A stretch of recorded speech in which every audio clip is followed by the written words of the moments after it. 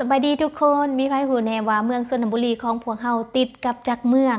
ในคลิปนี้สิเอาภาพมุมสูงของเมืองชนบุรีมาให้เบิ่งแต่ว่าแอดมินกับบินยังบ่ทันได้เก่งเด้อก็สิให้เบิ่งเป็นภาพเมืองชนน้อยนึงซึ่งบินมาจากทางคัวนนขู่หรือว่าทางมาจากทางเมืองจำพรเมืองชนบุรีนี่ก็ถือว่าเป็นเมืองที่สร้างใหม่น้องใหม่ล่าสุดหลายคนที่ว่าจากบ้านเกิดเมืองนอนจากประเทศลาวไปอยู่ประเทศอื่นหลายปีอาจจะบ่จักว่าเมืองชนบุรีนี่อยู่ไสคือว่าบ่เคยได้ยินแต่ก่อนเมืองชนบุรีนี่ก็จะเอิ้นว่าเขตห้วยส้มโขกแล้วก็ได้มาสร้างตั้งเป็นเมืองชนบุรีในปี1987 โดยแยกออกจาก2เมืองนั่นก็คือเมืองจำพรและก็เมืองสองคอนกลายมาเป็นเมืองชนบุรีจนฮอดปัจจุบันนี้หรือว่าย้อนไปกับประมาณ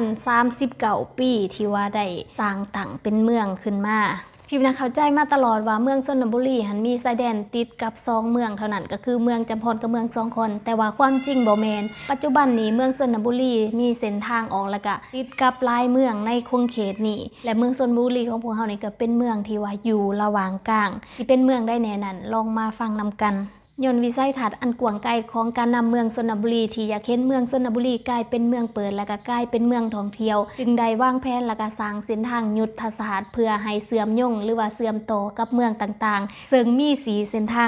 างยุทธศาสตร์ที่จะเห็นให้เมืองชนบุรีกลายเป็นเมืองเปิดมีเส้นทางใดๆมาฟังนำกันเส้นทางที่1ก็คือเส้นทางจากเทศบาลเมืองชนบุรีออกใส่เส้นทางเลข13ไต่เขตหลัก35เมืองจำพรซึ่งทางซ้ายนี่แหละแม่นมีครัวหลายๆแล้วก็ครัวหลายแห่งยังบ่ได้มาตรฐานแต่ปัจจุบันนี้กำลังก่อสร้างเป็นครัวเปตงหรือว่าครัวคอนกรีตเส้นทางที่2ก็คือเส้นทางจากเทศบาลเมืองชนบุรีออกใส่เส้นทางเลขเก่าเขตเมืองอาจสะพังทองซึ่งปัจจุบันกำลังจะก่อสร้างทางปูยาง2สันเส้นทางที่3ก็คือเส้นทางจากตังวายลำถ้วยออกใส่เส้นทางเลขเก่าเขตเมืองพลานไซกำลังก่อสร้างทางยกระดับเป็นทางหินเส้นทางที่4ก็คือเส้นทางจากบึงสางดอนยาโนงหนองบัวหลวงในวงเล็บหนองบัวตะโนนออกใส่เส้นทางเลข13ไต่เขตเมืองสองคอนปัจจุบันกำลังก่อสร้างครัวเป็ดตุงอยู่ที่เขตปากเซจำพรเพื่อทดแทนการใส่บักขามน้ำอันนี้แม่น4เส้นทางที่จะเฮ็ดให้เมืองชนบุรีกลายเป็นเมืองเปิดหรือว่าออกสู่เมืองต่างๆได้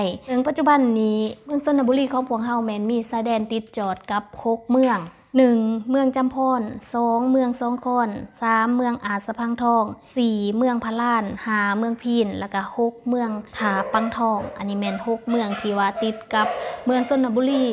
เมืองชนบุรีมีเนื้อที่ประมาณ 160,000 กว่าเฮกตาร์ซึ่งมีประชากรทั้งหมดประมาณ 70,000 กว่าคนมี2ชนเผ่าชนเผ่าลาวกว่า 51% แล้วก็ชนเผ่าบูกว่า 49%มีทรายน้ำเซตัดผ่านอยู่5ทรายนั่นก็คือเซซังซอยบางคนก็ว่าเซซัมซอยต่อมาแม่นเซจำพรเซกุ่มก้ามเซบางเฮียงแล้วก็เซทะหมวก5ทรายด้วยกัน